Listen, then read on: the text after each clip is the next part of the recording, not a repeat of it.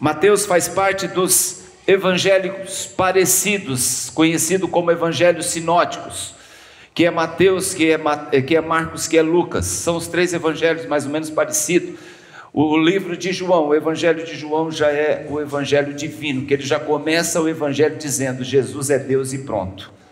Os demais contam a genealogia, contam a história, como nasceu, como foi batizado, blá blá blá blá. Mas aqui não. João não. João ele já começa o seu evangelho dizendo: e no princípio ele era Deus. Amém? Vamos em Mateus, capítulo 17. Quem achou, diga amém. Amém. Versículo 24. Está escrito: tendo eles quem? Jesus e o colégio apostólico e os seus discípulos. Tendo eles chegado em Cafarnaum, dirigiram-se então alguns até Pedro e os que cobravam o imposto de 2 denários, em outras Bíblias está 2 dracmas, e perguntaram: não paga o vosso mestre os 2 denários? Pedro respondeu: sim, ele paga. Ao entrar Pedro em casa, Jesus lhe antecipou, dizendo: Simão, que te parece? De quem cobram os reis da terra impostos ou tributo? Dos filhos ou dos estrangeiros? Respondeu Pedro: dos estrangeiros. Jesus lhe disse: logo estão então os filhos isentos. Sim, sim. Mas para que não escandalizemos, agora você vai fazer o seguinte: você vai até o mar, lança o anzol, e o primeiro peixe que você fisgar, tira-o, abrindo a sua boca, achará um estáter. Repete comigo: um estáter. Toma-o e entrega-lhe àqueles que cobram imposto, por mim e por você. Ou seja, paga o meu e paga o seu. Amém? Amados, pode se sentar. Eu creio que você já leu esse texto, já ouviu essa mensagem, a gente já pregou ela por aqui, mas o que Deus nessa manhã quer falar ao nosso coração é algo assim tremendo. E quanto mais eu leio as Sagradas Escrituras, quanto mais eu me debruço sobre ela, para entender o propósito de Deus em cada palavra, em cada mensagem, em cada texto, eu fico olhando para aquelas letras pretinhas naquela folha branca que parece que elas saltam ali. Eu fico imaginando o que Deus quer falar aqui. Você já parou para pensar alguma vez nisso?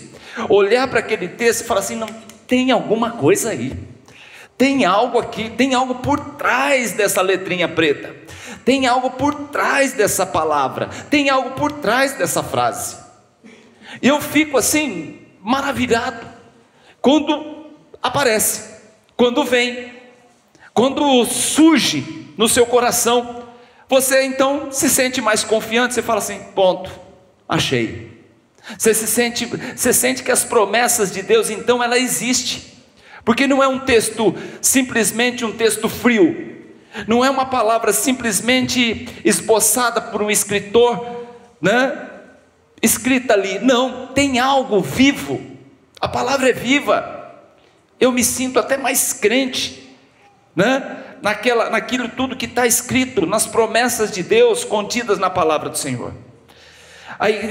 Igrejas cheias de gente, nós temos observado muito por aí. Porém, você conversa com essas pessoas sem conhecimento nenhum, sem interesse nenhum. É presa fácil, meu irmão, estes para manipuladores. Temos que prestar muita atenção. Deus tem muito mais para os seus filhos, mas Ele mesmo diz que muitos, está aqui gente, está aqui, Ele tem muito mais para os seus filhos, mas Ele mesmo diz que muitos perecem por falta de interesse e conhecimento por isso aqui. Qual é o único contato que você tem com Deus? Ah, pastor, eu oro. Não, o primeiro contato é a sua palavra. A oração você faz ela, você busca ela depois que você lê isso aqui, depois que você entende você compreende, você conhece, você passa a conhecer o Deus, aí você manda para o endereço dele a sua oração, mas primeiro você tem que conhecê-lo, você tem que entender quem é ele na sua vida, e para entender quem é ele na sua vida, você precisa disso aqui, da sua palavra. Ele quer que você aprenda. ChatGPT é uma bênção, desde que ele não engesse o seu interesse pelo conhecimento, e as pessoas têm apelado demais para essa ferramenta. A inteligência artificial está aí para ajudar, e não para tomar o lugar e necrosar seu cérebro. Hoje está muito fácil, gente. Você hoje tem na cabeceira da sua cama, sabe o que? Não tem mais um livro, não tem mais as Sagradas Escrituras, você tem um celular, que você é a última coisa que você vê quando você vai dormir, e a primeira coisa que você vê quando você acorda. Pastor, começa assim? Porque é uma verdade. Quando não tinha essa geringonça chamado celular, o que nós tínhamos na cabeceira da cama, gente? Qual era a última coisa que a gente fazia? A gente fazia uma oração, a gente pegava, folheava a palavra do Senhor, via algum texto, às vezes dormia com ela no peito. Era ou não era? E hoje? A gente dorme com o celular no peito. Eu particularmente, eu ainda não fiz uso, nem da inteligência artificial e nem do chat GPT, nada disso. Mas eu sei que ajuda muito. E muita coisa ajuda, em estudos, tem muita coisa. E por que eu estou falando isso nessa manhã? Porque a cada texto que eu leio, eu descubro pérolas que Deus vai nos revelando.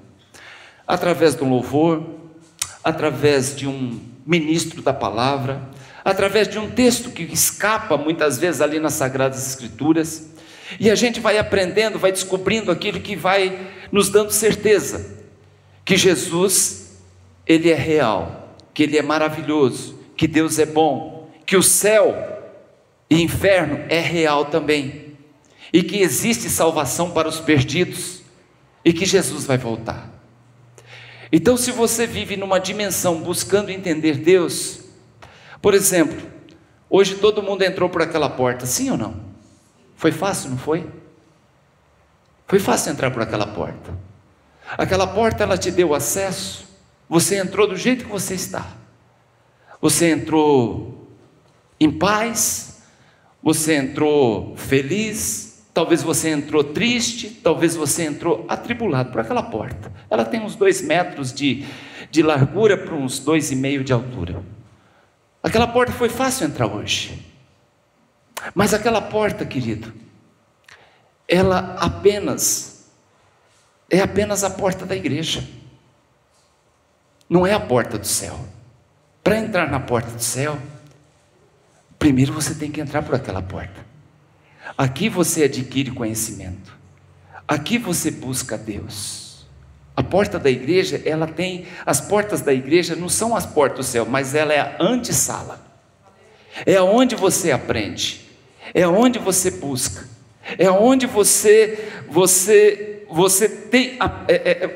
tem uma ligação com o divino. É importante isso.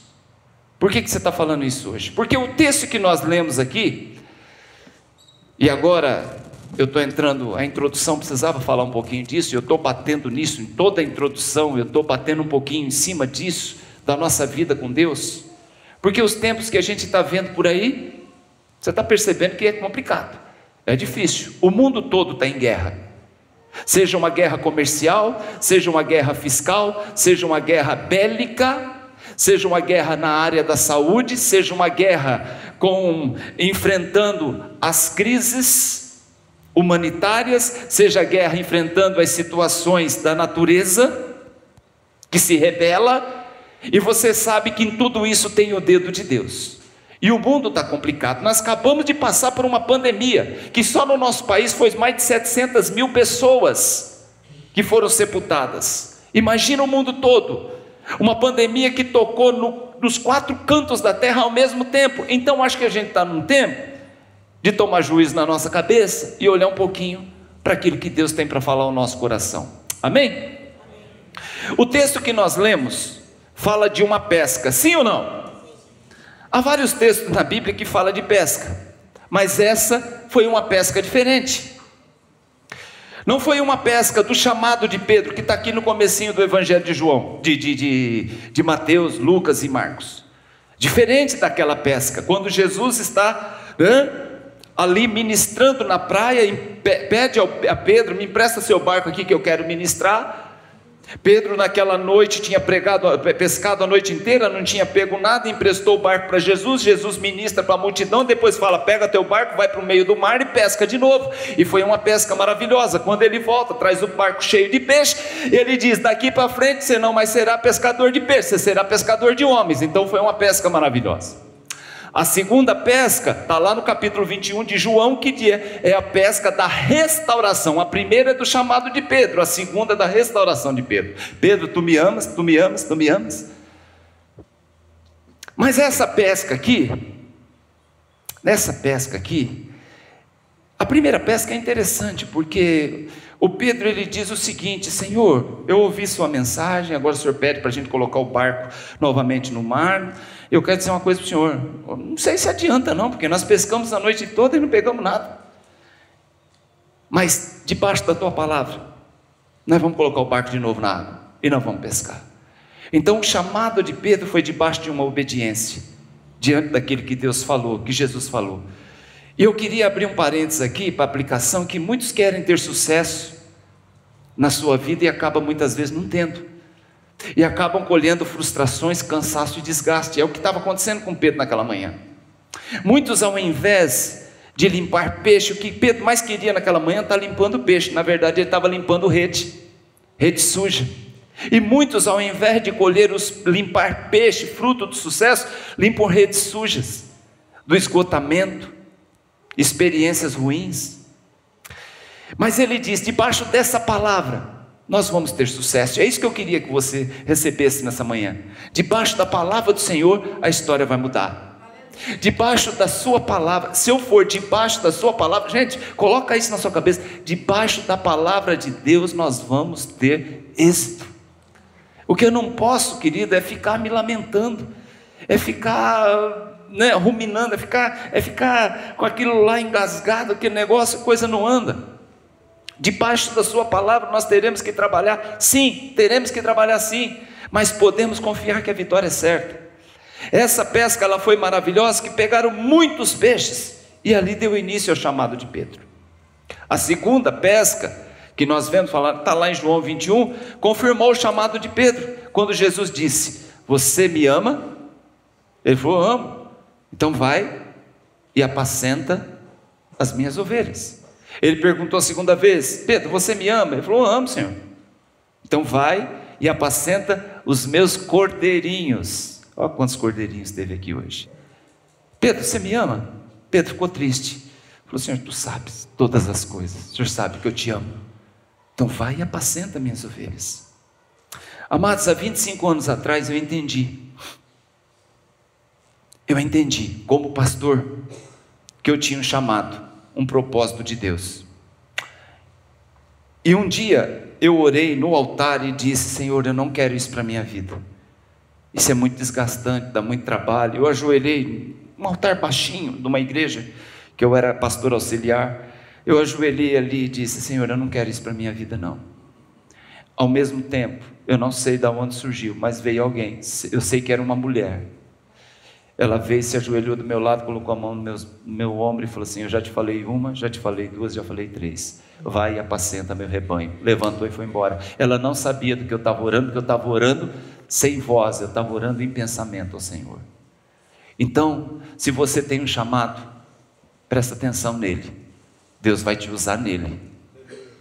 Se você tem um chamado na sua vida, querido, presta atenção naquilo para que Deus te chamou. A terceira pesca, então a primeira é o chamado de Pedro, a segunda é a restauração de Pedro, e a terceira, pastor, se dá no texto que nós lemos. Quem gosta de pescar aqui sabe, né? Não é fácil, gente. Pescar é um negócio complicado, amém, irmãs? Não é segredo para ninguém que eu gosto de pescar. Eu e o Luiz, Reinaldo, Fausto, essa pessoa que já foi pescar. E eu sei que aqui tem muita gente. Você sabe que gente, eu fico ali o dia todo, presta atenção nesse negócio, presta atenção que isso aqui é muito importante, talvez é a hora mais ungida do culto hoje. Eu fico ali naquela canoa o tempo todo, pescando, de boa, sem abrir a boca, gente, quietinho, olhando para a pontinha da vara lá. Gente, pode ter 4 homens numa canoa, parece que está todo mundo ali em paz, ninguém precisa falar, já reparou isso? Você olha para o cara, parece que ele sofreu morte cerebral.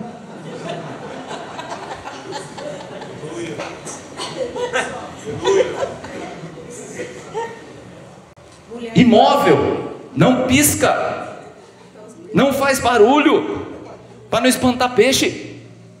Você não ouve nem a respiração do sujeito, você fala, morreu. 4 homens numa canoa, tudo quieto, tudo em paz, tudo tranquilo, focado apenas naquilo ali, gente. Então eu queria dizer para vocês, esposas, presta atenção. Eu quero que inclusive vocês falem isso no culto, no encontro de mulheres. Esposas, é o seguinte: pescaria para o seu marido não pode ser considerado um lazer, não pode ser considerado um descanso. Você não vê 5 homens numa canoa rindo, brincando, pois é um momento de trabalho e de esforço deles, viu? É difícil para o homem, gente. Pensa bem, aquele momento, porque o coitado, é um coitado ali naquele barco. É sim, lançando, recolhendo, esforçando, brigando com peixe marrento. Gente, dá trabalho. Fala, Deus. Gente, eu honestamente, eu morro de dó vendo o esforço, a luta do seu marido quando ele está pescando. Tem que ter dó. Amém, amados?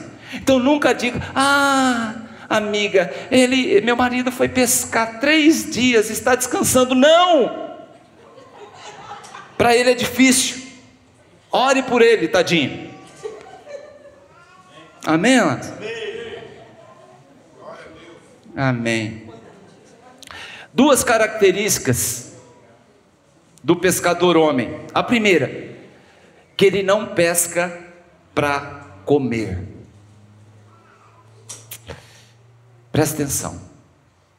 Tanto que a pesca esportiva, ela faz muito sucesso entre os homens, que é o pesca e solta, sim ou não? Onde ele gasta uma grana alta no pesca e solta, a gente não entende aquilo. Ele pesca e solta. Depois que ele solta, ele lança de novo e ele sabe que vai pegar e vai soltar de novo. E por que ele solta? Porque ele não quer o peixe, ele quer briga. Essa é a característica do homem.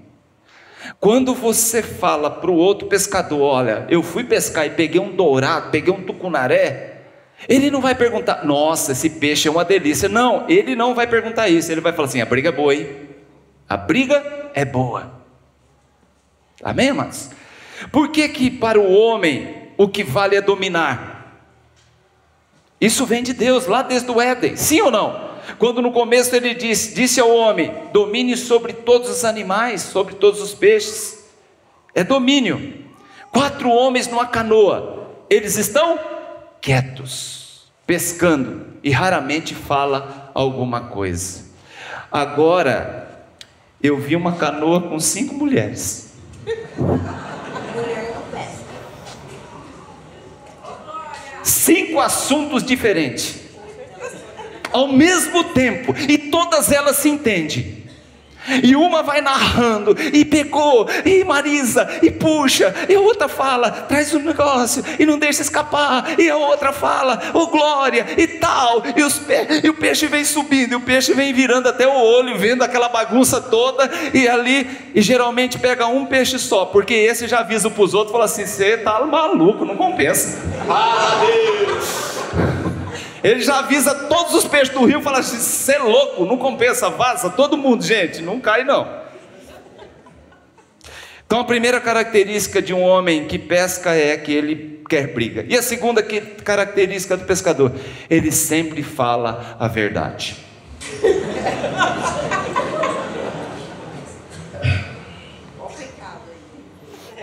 Eu vi um meme esses dias, o pescador na porta do céu em São Pedro. Estou vendo aqui que você foi um bom homem, um marido, mas o tamanho que você falou daquele dourado não compra. Te impede de entrar aqui, cara. Voltando ao texto, gente. Vários milagres de Jesus envolvendo pesca de peixes encontramos na Bíblia. Mas esse é diferente por quê, pastor? Presta atenção, no texto completo. Ele é diferente, por que que esse texto é diferente? Primeiro, esse milagre só tem em Mateus. Não tem em Marcos, não tem em Lucas, não tem em João. Por que que só tem em Mateus? Quem pode me dizer que só tem em Mateus? Porque Mateus, ele é Levi. E Levi, antes de Jesus, era cobrador de impostos. E por que que Deus está dando essa palavra essa semana? Por causa da taxação do Trump. Mas eu não vou entrar nisso não. Cobrador de impostos. Por isso, então o primeiro motivo que você não vai encontrar em outro evangelho, você só vai encontrar em Mateus, porque ele era cobrador, então ele sabe do que está falando. Se interessou pelo milagre. Ele falou, não, isso aí eu entendo. Isso aí eu entendo. Inclusive eu vou entender, inclusive, os valores que estão relacionados a esse imposto.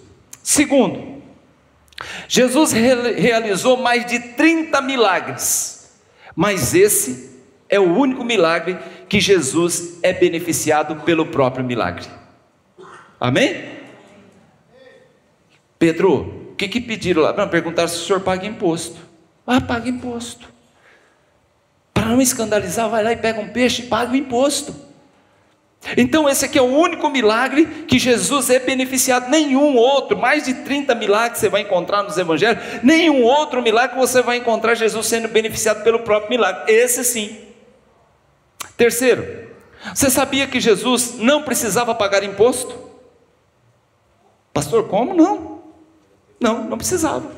Ele inclusive vai falar assim, é os filhos ou os estrangeiros que têm que pagar imposto? Ele disse, os estrangeiros. O Pedro responde, mas para não escandalizar, vai lá e paga. Mas por que Jesus não precisava pagar imposto? Alguém sabe me dizer? Por conta de Golias. Se você voltar lá atrás, no capítulo 17 de 1 Samuel, você vai encontrar o texto.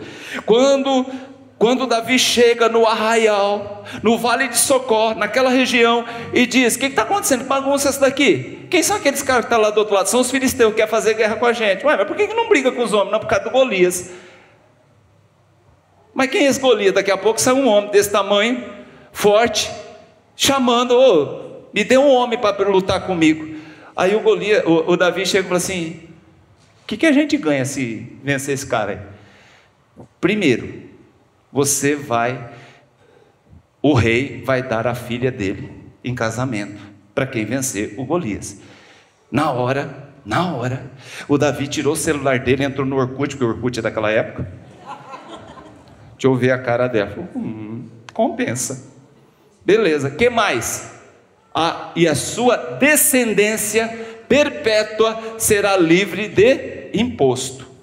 Ele olhou a cara da mina, depois que ele conheceu, falou, meu Deus, que diferença. Aliás, tem isso aí, viu gente, esse negócio de filtro é um negócio muito preocupante. Você coloca filtro nas suas fotos, você não é aquilo que está aparecendo. A filha de Saul era uma coisa lá no celular e era uma outra coisa pessoalmente. Ele falou, você é louco, não compensa, mas aí já era tarde. Outra coisa, sua descendência será livre de impostos. Beleza. Jesus, ele é da descendência de que família? Ele é filho de Davi. Jesus não precisava pagar nenhum imposto, perpetuamente. Quem está aprendendo, diga amém. É bom demais, né? Quarto, milagre é um milagre de Jesus que envolve dinheiro. É um milagre que envolve dinheiro. Amém, amados? Quinto, outros milagres de Jesus envolviam muitos peixes. Tanto é que o milagre do chamado de Pedro trouxe os barcos cheios de peixe. O milagre da restauração de Pedro também houve 153 grandes peixes. Mas isso aqui É uma coisa diferente. Isso aqui envolve um único peixe. Outra coisa, sexto, outros milagres de Jesus envolvem rede, barcos, vara e tudo mais. Esse aqui é simples, é um anzolzinho. E por último, outro detalhe, que esse milagre não é contado o seu resultado. Olha como que termina: toma, entrega e paga por mim e por você. Aí eu pergunto, e aí, ele pagou? Pedro desceu para pescar? Não está escrito. Pedro pegou o peixe? Não está escrito. Tinha uma moeda de um estáter dentro da boca do peixe? Não está escrito. Por isso que eu falo para você, quando você pegar para ler, leia, mas peça a direção de Deus, fala assim, tem alguma coisa legal aqui. O Mateus não quis escrever, falou assim, você quer acreditar? Acredita, eu sei que ele foi, pescou, pagou e pronto, não precisa ficar dando maiores detalhes. Então aqui nós vemos algumas diferenças, algumas coisas interessantes. Então fica a pergunta, esse imposto, queridos, não era um imposto fiscal, ele era um imposto religioso que se pagava todo ano ao templo, manutenção do templo, não é dízimo, não é oferta, é um imposto pelo sinédrio, um imposto religioso, pago ao sacerdote do templo, amém? Todo homem anualmente deveria pagar 2 denários, o que é 2 denários? 1 denário é um dia de trabalho, 2 denários é 2 dias de trabalho, você pega do ano que você trabalha, tira 2 dias do seu trabalho, 2 denários e paga o imposto, amém? É assim que a coisa funciona. Jesus disse para Pedro, então você vai, você pesca, e você vai achar na boca desse peixe um estáter, opa, não é denário, e agora pastor? É uma moeda só, não tem 4 moedas de 1 denário lá dentro, como que eu vou pagar? A diferença é que o estáter, querido, ele vale 4 denários. Então com um estáter você consegue pagar o imposto de Pedro e você consegue pagar o imposto de Jesus. Coincidência, né, pastor? É muita coincidência. As coisas aqui são muita coincidência, gente. Então, querido, se Jesus tem quem dá 2 denários e Pedro 2 denários, ao invés de 4 moedas de um denário cada, Jesus preparou um peixe com um estáter que vale 4. Jesus disse para Pedro, eu não preciso pagar, mas para não escandalizar, vai e paga. E outra coisa que eu estava vendo aqui, queridos, Jesus falou assim, eu não preciso pagar, eu sou descendente de Davi, mas para não escandalizar, vai e paga. O que eu vejo nas Sagradas Escrituras? Repete comigo, coerência. Coerência. E aqui eu paro de novo para aplicação. Como todo cristão deveria se apegar à verdade e à coerência, irmão, ao invés de ficar julgando o outro. Paulo diz para Timóteo, não arruma confusão não, Timóteo, se não come carne de porco, você não come também, cara. Vai lá, e depois que você sair da casa dele lá, ele é menino, é neófilo ainda, então não tem perigo, não tem problema, para não arrumar, para não escandalizar, então presta atenção. Eu conheci um casal que dormia, é dele, ele dormia de calça social, camisa social e meia, a esposa dele dormia com vestido até o pé. Eu perguntei para ele, por que você dorme assim? Ele falou assim, para Jesus, se voltar, não me pegar decomposto. Eu falei, meu Deus, a roupa fica, Zé, você vai receber outra, não tem outra, você vai receber um corpo glorificado, para com isso. Agora, eu sou convidado para ir na casa desse irmão, você acha que eu vou chegar lá de bermuda, chinelo e boné? Não, porque eu sei, para não escandalizar, eu, pastor, que jeito que você me encontrou ontem no mercado? Parecia um mulambo de gente, né, Daniel? Então é assim mesmo, entendeu? Para não escandalizar o irmão que dorme de calça social, camisa manga comprida e meia, eu vou de roupa também, né? Então, amados, a gente tem que prestar muita atenção, nem tudo que você vive em paz com Deus, vai agradar outros que não pensam como você. Tem muito neófito, tem muito menino na fé, e não deve ser escandalizado. É o Paulo que diz isso. Por isso tome muito cuidado. E aqui abre, a internet é um trem complicado. Tem coisas que você faz, é a sua vida, que você não precisa postar. Entendeu? Entendeu, né? Entendeu. Ninguém aqui vai à praia de terno e gravata. Ninguém vai. Não me interessa o jeito que você vai, só não precisa postar. Não precisa. Não coloque na vitrine aquilo que não está à venda. Ah, Deus, bora. Eu e minha família, a gente se diverte demais quando sai. Muito, a gente se diverte muito. Mas eu não tenho interesse em postar tudo aquilo para que todos vejam. Que é coisa nossa. Coerência, meu povo, coerência. Vamos lá. O que aconteceu aqui, pastor? No Mar da Galileia é grande. É grande. Ele tem aproximadamente 14 metros de largura por uns 20 e tantos de comprimento. É grande. Abarca um punhado de cidade em volta. Ele é grande. E de repente, o que eu vejo? E lá tem muito peixe. Tem muito peixe. Milhões de peixes dentro do mar daquele. É um mar de água doce. Amém? Porque ele desce do Monte Hermon, ele desce pela geleira, passa pelo Mar da Galileia e continua o seu fluxo, que é o Rio Jordão, que vai desaguar lá embaixo do Mar Morto. Amém? Água doce, maravilha. Mas tem muito peixe, muitos barcos. Na época de Jesus, ele tinha muitos barcos naquele lago. De repente, Jesus disse para Pedro: faça o seguinte, Pedro, vai lá pescar. Pega um anzol e pesca um único peixe. Eu fiquei imaginando, meu Deus, um mar com milhões de peixes, pega um. Um mar com milhões de peixes, você vai pegar um. Tem um peixe lá. Você vai encontrar um que tem um estáter na boca. Complicou mais ainda, porque você pescar um entre milhões é uma coisa, agora você pescar o único que tem um estáter, uma moeda na boca, que é uma moeda de prata, que vale 4 denários. Eu fiquei pensando, que coisa linda. A pergunta que não quer calar: aquela moeda realmente ela estava na boca do peixe, mas como ela foi parar lá? Como que ela foi parar lá naquele lugar? Em Acrescentares e Heresiastes diz que essa moeda caiu do bolso de um pescador. Amém, irmãos? Não tem na Bíblia, nem na versão de Djalma Mello. A gente não sabe. E essa moeda, eu fico pensando como que ela foi parar na boca do peixe. E a gente fica pensando, uma moeda de prata ela brilha, e peixe gosta de isca que brilha. Um tucunaré, se você for pescar, se fizer um plastiquinho que brilha, a hora que bate o sol ele vai lá e pega. Gosta de coisas que está brilhando, ele engole. E esse peixe, ele coloca aquela moeda na boca e ele engasga.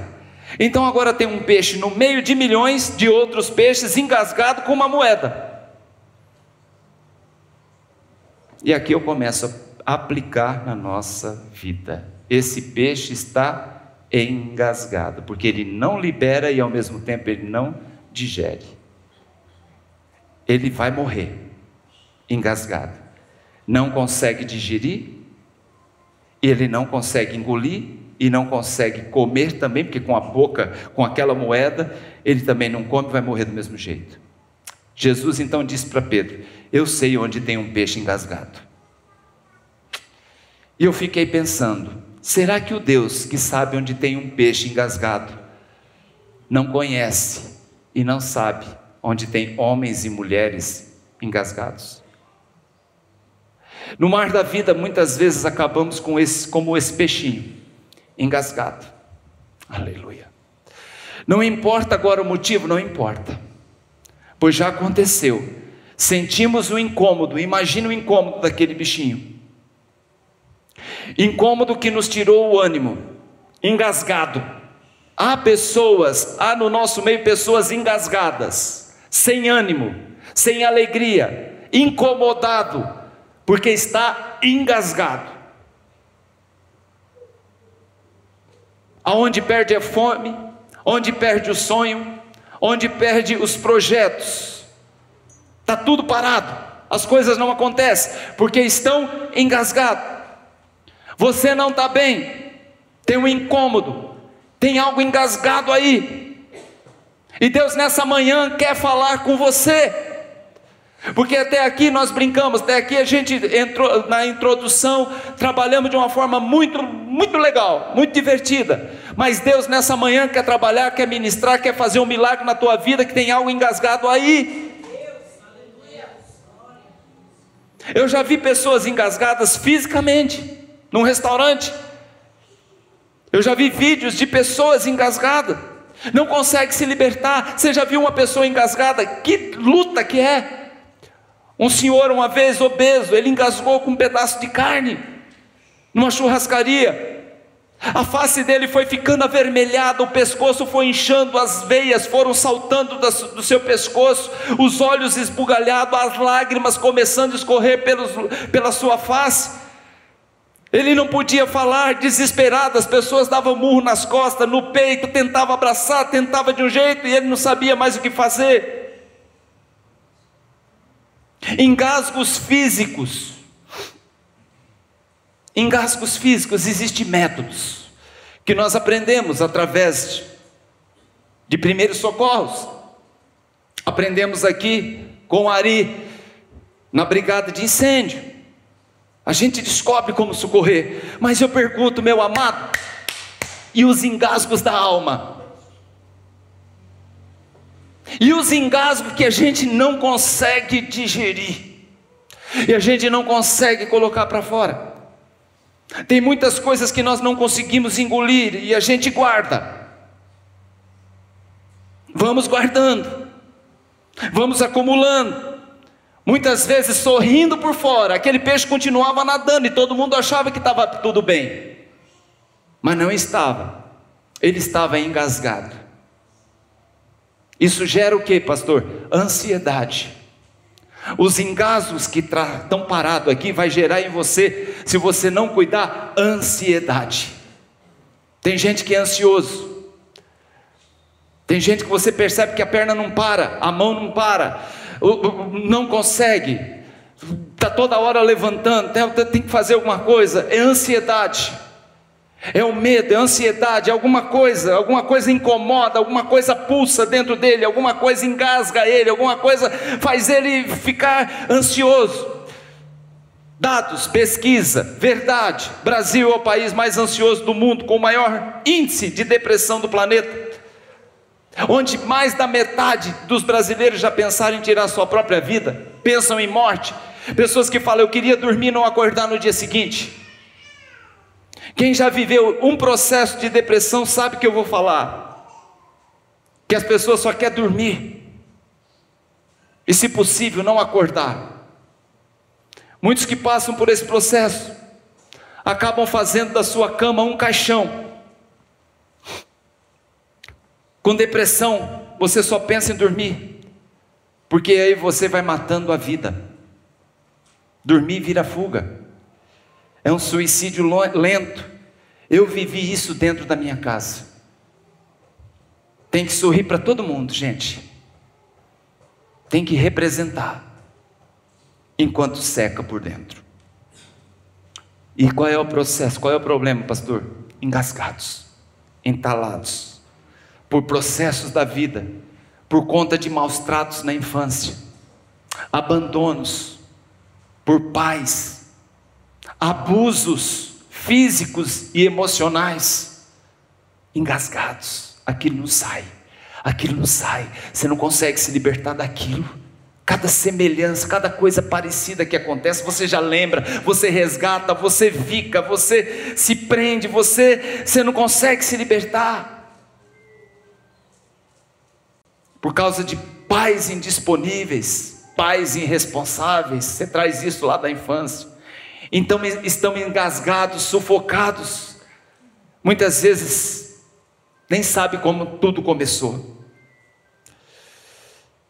Quantos pastores, meu irmão, que diz não querer mais pastorear, apenas congregar, porque foram usados, enganados, humilhados e destruídos, e estão engasgados. Amém, irmãos? Pastores que mesmo sabendo o preço do suicídio, nós tivemos mais um caso agora recente, semana passada. Mesmo sabendo o preço do suicídio, estão dando fim à sua própria vida. Pastor que não pode ter, eu estava conversando com, eu não lembro exatamente quem, acho que foi em Minas. Pastor que não pode ter a sua casa própria, não pode ter o seu próprio carro, para fazer uma viagem com a família, e já tem aqueles que julgam, condenam, matam. Aqui no IBP não, o povo aqui não é besta, não pensar num trem desse. Mas eu vejo muita gente deprimida, que me pergunta: pastor, será que eu posso fazer isso, posso fazer aquilo, para não escandalizar? E pessoas assim, vivem engasgadas, com medo de fazer, de falar, pensando no que os outros vão falar. Eu pergunto para você, meu irmão, um pastor ter sua casa própria é escandalizar? Não. Pergunto para você, ele ter um bom carro para passear com seus filhos, com a sua esposa, é escandalizar? Não. Você acredita que eu tive que aconselhar pastores em relação a isso? Eu e a pastora, a gente conhece um pastor. Foi ele que nos deu o caminho e abriu as portas um dia para a gente fazer os encontros de casais na IBP. Esse homem, a vida toda, ele não conseguiu ter a sua casa própria, apesar de estar à frente de uma igreja de mais de 1.000 membros, 2.000 membros, para não escandalizar. Ele veio conseguir a sua casa própria agora, já com 70 anos, Yara. Até no momento que a igreja se levantou e falou assim: nós vamos dar uma casa para o senhor. Ele falou assim: não precisa. A mulher dele, pastora Sala, falou assim: não, eu quero sim. Foi uma vida toda pagando aluguel. É justo isso? O que aconteceu? Deram a casa para ele. Glória a Deus, amados. Teve um AVC, está na cama vegetando até hoje. A esposa com depressão profunda, não quis escandalizar. Tem gente com úlcera nervosa, irmãos, passando por um processo, caindo o cabelo, fibromialgia, distúrbio do sono. Tem gente que não dorme, quando acorda, está com sono, mas quando é para dormir, está sem sono. E é o que eu falei, ao invés de contar carneirinho à noite, fica contando boleto. Problema. Outros pipocando alergia e não descobre a causa. Eis-me aqui. Algum tempo atrás aí eu estava um horror, não sabia de onde vinha. Chegamos até a colocar, escandalizar, e foi escandalizar, colocamos a culpa no torresmo. Coitado do torresmo. Falou: tô quietinho aqui, fritinho aqui. Amados, presta atenção, o corpo paga o que a alma está sentindo. Você vai explodir em algum lugar, se não se libertar. O médico faz exame e não acha nada, mas não acha mesmo, é lógico, não existe exame para a alma. As pessoas perguntam: pastor, você estressa, pastor? Eu digo: não, tranquilo, beleza. Maravilha, ser pastor é gostoso demais, gente, que delícia. Eu atendo gente com dores na alma, que tem crises, que surta, que tem síndrome de pânico, e todo o lixo emocional vem para fora nas avalanches dos problemas. Se você não conhece a criança que você foi, você nunca vai entender o adulto que você é. Eu vou repetir: se você não conhece a criança que você foi, você jamais vai entender o adulto que você se tornou. Está engasgado? Precisa de ajuda? Busque ajuda. Busque ajuda em Deus. Busque ajuda também com aqueles que podem te ajudar. Não fique se fazendo de forte. É importante buscar ajuda para reconstruir aquilo que está sendo deteriorado. Se cuidar, meu irmão, não é gasto, é investimento na própria vida, na própria alma. Você sabia que a maioria dos cânceres é provocado por sentimentos ruins, como ódio, amargura, mágoa, tristeza, presos na alma? A igreja deve cumprir a sua missão, e é o que nós estamos fazendo aqui, de hospital e não de sanatório. Tem gente que foi destruído na infância, outros foram destruídos na vida adulta, outros foram destruídos no casamento, e outros até dentro das igrejas. E eu quero dizer uma coisa para você, que como igreja, Deus não nos chamou para selecionar gente. Você serve, você não serve, você serve, você não serve. Você é mais santo, você é bonzinho, você é cheiroso, né? Você é isso, você é aquilo, você tem dinheiro, você não tem. Não. Deus não nos chamou para selecionar gente, Deus nos chamou para cuidar, para amar e para recuperar. O Evangelho não descarta, o Evangelho ele recicla. Pega você do jeito que você é, não descarta, ele faz de você de novo um novo homem e uma nova mulher. Amém, amados? O fato do meu pecado ser diferente do seu não me torna mais santo que você, me torna sim mais hipócrita, porque todos nós temos defeito e todos nós pisamos na bola com Deus, e a gente vai engasgando com gente, a gente engasga com parente, a gente engasga com o ex, a gente engasga com líderes, a gente vai sufocando. O que eu aprendo aqui nessa manhã com relação de Jesus com esse peixe? Eu não vou falar de Jesus, a relação de Jesus com o imposto, não vou falar a relação de Jesus com Pedro, não vou falar da relação de Jesus com o sacerdote, não vou falar, não, eu quero saber do peixe. Primeira coisa, Jesus conhece a sua história. Amém, amados? Olha para o seu irmão e fala assim: Jesus conhece a sua história, irmão. Jesus conhecia a história daquele peixe. Então ele chama Pedro, dá o endereço do Pedro e fala: vai lá, num cantinho lá no mar, aqui em Cafarnaum mesmo, o peixe está lá. E o mesmo Deus que conhece a história de um peixe, será que não conhece a sua? Será que Jesus não sabe que você está engasgado, entalado com situações que você não pode engolir, e ao mesmo tempo você não pode vomitar, porque talvez você escandaliza, mas dá vontade às vezes de vomitar tudo? Dá. Eu quero te dizer nessa manhã, Deus sabe, meu irmão. Isso já vem numa série de mensagens que a gente já começou lá atrás dizendo, e o título da mensagem é o seguinte: Deus sabe. Deus sabe onde está, Deus sabe o que te preocupa, Deus sabe o que te incomoda, Deus sabe o que está entalado, Deus sabe o estrago que fizeram na tua vida, Deus sabe o que você hoje respira, vive dentro de você. Deus sabe das suas dores, Ele conhece a sua história.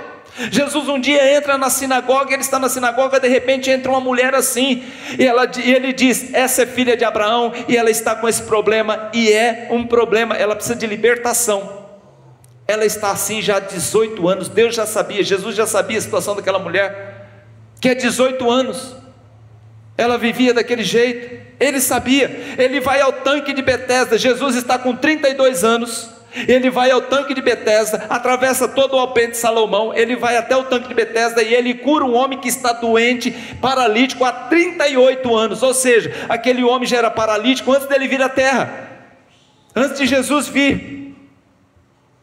Ele sabe, Deus sabe, irmãos, Ele sabe o que você vem passando e o que vem enfrentando, do mesmo jeito que Ele sabia sobre aquele peixinho. Entre milhões de peixes naquele lago, tinha um peixe engasgado. E olha para nós, olha para a gente, vê como a gente vive, vê aquilo que realmente te incomoda. Deus nos olha não como um número, mas como uma vida. Zaqueu, todo mundo olha e fala assim: mas o que Jesus... Zaqueu, desce daí, hoje me convém dormir na sua casa. Zaqueu? Zaqueu fala assim: peraí, ninguém me chama de Zaqueu. Por que, pastor, ninguém chamava ele de Zaqueu? Porque a palavra Zaqueu no grego significa justo. E se é uma coisa que Zaqueu não era, era o quê? Justo. Esse baixinho ladrão, safado, Jesus está mandando ele descer da árvore. E por que Jesus faz isso? Porque Jesus não me chama pelo meu passado, Jesus me chama pelo seu propósito. O que Ele tem para a minha vida daqui para frente. Hoje entrou a salvação nessa casa, porque esse também é filho de Abraão. Ele falou assim: se eu defraudei alguém, e não era pouco, eu vou restituir. Tudo que eu tenho não veio direito, então eu vou dar a metade para os pobres. Hoje entrou salvação nessa casa. Então era aquilo que Zaqueu passaria a ser, o justo. Ele te conhece, amém, amados? Segundo, Ele sabe o que tem dentro de você. Pedro, vai lá, tem uma moeda, tem um estáter dentro do peixinho que você vai pegar. Eu não sei nada sobre o que tem dentro de você, meu irmão, não sei. Eu não sei o que tem dentro da mulher que eu conheço já há 45 anos e sou casado com ela há 38. Eu não sei. Eu não sei muitas vezes o que tem até dentro de mim. Isso é incompreensível. Muitas coisas eu não sei como que resolver, mas eu sei que Ele sabe. Aquele que sabe todas as coisas, o que tem dentro de um único peixe, em meio a milhões, sabe exatamente o que tem dentro de mim, dentro da minha esposa e dentro de você. Há pessoas entaladas, engasgadas por conta de um aborto na juventude, engasgadas por causa de uma traição depois de casado, engasgada por conta de um segredo guardado e ninguém sabia, ninguém sabe desse segredo, só você carrega isso com você. Engasgada por conta de uma verdade não revelada. Eu tive um sócio, trabalhamos muito tempo numa empresa, 7 anos, depois eu abri a minha e eu chamei ele para trabalhar comigo, e ele veio, trabalhou 5 anos na sociedade comigo. Depois a gente se desfez da sociedade, e nessa que desfez a sociedade eu percebi que o nosso contato diminuiu bastante. Então, eu não sabia o que tinha acontecido. Eu pensei que tinha ficado tudo bem, mas aquela separação tinha ficado mal resolvida, e ele vivia engasgado. Para mim estava tudo bem, para ele não. Até o dia que eu fui na casa dele, a gente tinha uma coisa para resolver, acho que era de imposto, um negócio assim, e aí eu pude conversar com ele, e aí ele pôde desengasgar, falar o que prendia, o que angustiava ele, o que ficou mal resolvido, e eu pude esclarecer para ele muita coisa, de tudo aquilo que eu guardava, que eu sentia, que eu vivi, que eu administrei, sozinho, sem ele saber, para não perturbar ele. E quando esclareceu tudo, ele falou: então você que tem que me perdoar, porque todo esse tempo eu andei engasgado com você. Amém? Deus sabe de tudo que vem trazendo esse dano na sua vida, meu irmão. Pastor, por que Ele sabe? Porque Ele também já foi gente como a gente. Ele sabe. Ele sabe que é a dor de um sem teto. Ele sabe. Porque Ele já nasceu numa manjedoura. Ele cresceu. E Ele disse: olha, o Filho do Homem não tem lugar para reclinar a cabeça. Ele sabe que é a dor do sem teto. Ele sabe que é a dor de solidão. No Getsemane, na hora mais dolorosa, na hora mais difícil da vida dele, todo mundo se afastou. Ele sabe que é solidão. Você está passando por solidão? Jesus passou por isso. Ele sabe que é a dor da perseguição, porque quando ainda no colo de José e Maria tiveram que fugir para o Egito, porque estava sendo perseguido. Quando cresceu, foi perseguido pelos escribas, fariseus, sacerdotes, pela multidão. Ele sabe que é a dor da traição, pois ele foi traído por Judas, negado por Pedro. Ele sabe o que é a dor de uma acusação injusta, o que é ser injustiçado.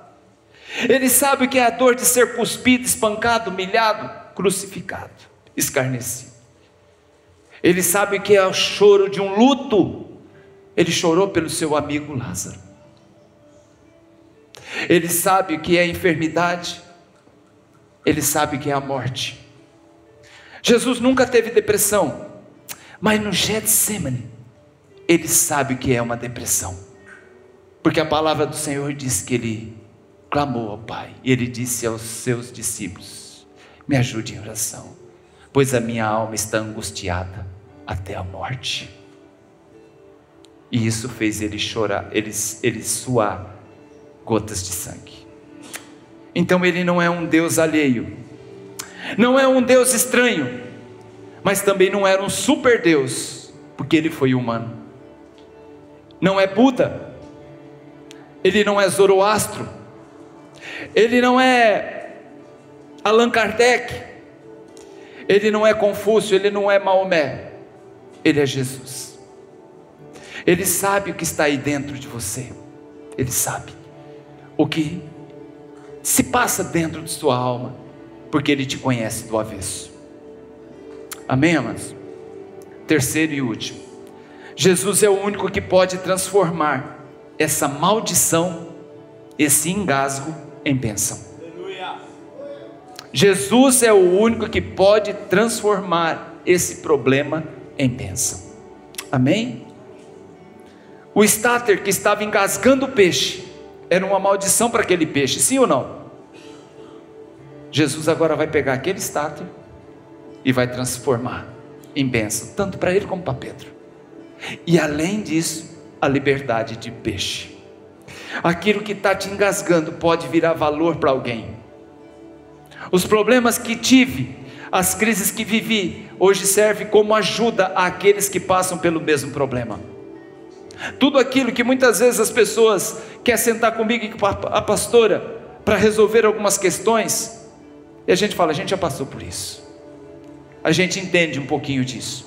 Aquilo que só quem passou tem a fórmula exata para ajudar alguém.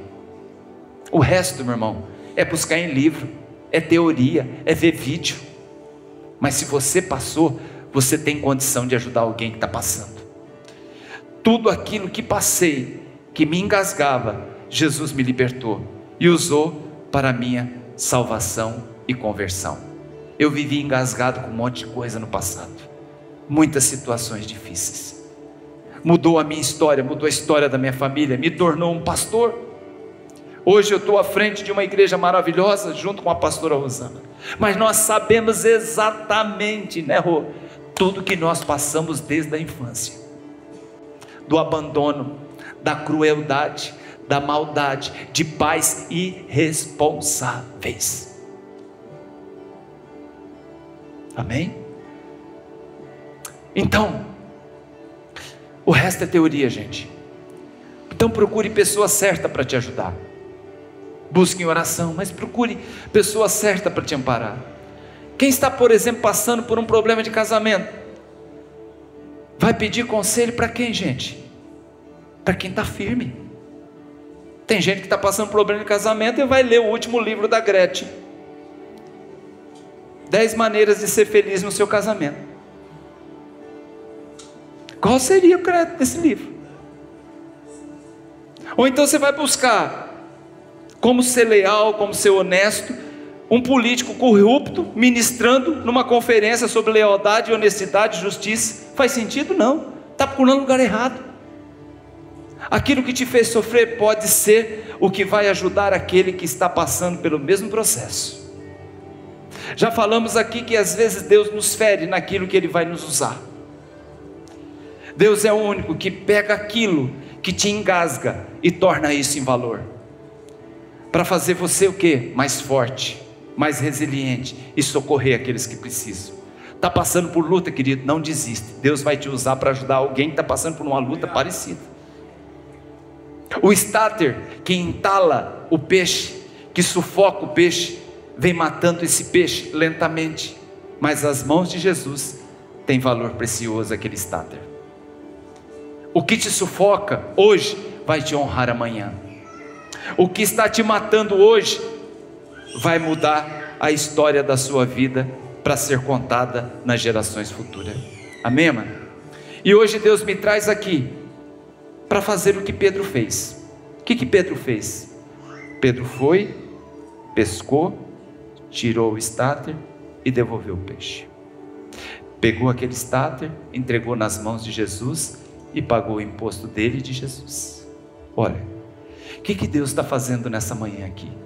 Exatamente isso. Nessa manhã talvez eu seja o Pedro e você aquele peixe. E talvez eu estou aqui para tirar de você aquilo que vem te sufocando, aquele que conhece, sabe o que está dentro de você e hoje quer te libertar. O que vem te matando, o que vem te engasgando, tem um valor extraordinário nas mãos do Senhor. Então eu tenho uma palavra para encerrar aqui hoje para você. Você não vai morrer, seu ministério não vai morrer, seu casamento não vai morrer, sua família não vai morrer. Amém, amados? Eu quero que você abra aí Mateus capítulo 11, verso 28. Mateus 11, 28. Olha o que está escrito: vinde a mim, todos os que estão cansados. Eu poderia colocar aqui engasgados também, sobrecarregados, e eu vos... O que ele fez com aquele peixe? Aliviou, tirou o que engasgava. É um convite de Jesus. Só Ele vai trazer alívio para você. O que diz no verso 29? Tomai sobre vós o meu jugo e aprendei de mim, porque sou manso e humilde de coração, e achareis conforto e descanso para a vossa alma, porque o meu jugo é suave e o meu fardo é leve.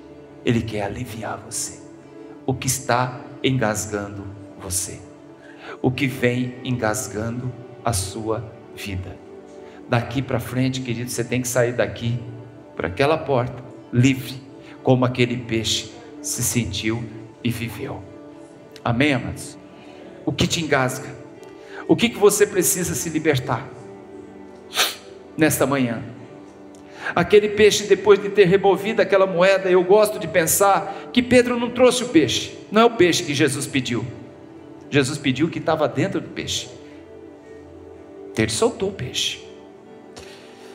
E talvez ele tenha olhado para o peixinho e falou assim: vai, peixinho, aleluia, vai, peixinho, vai viver a sua vida, e não esqueça de nenhum dos benefícios que o Senhor te fez nessa manhã.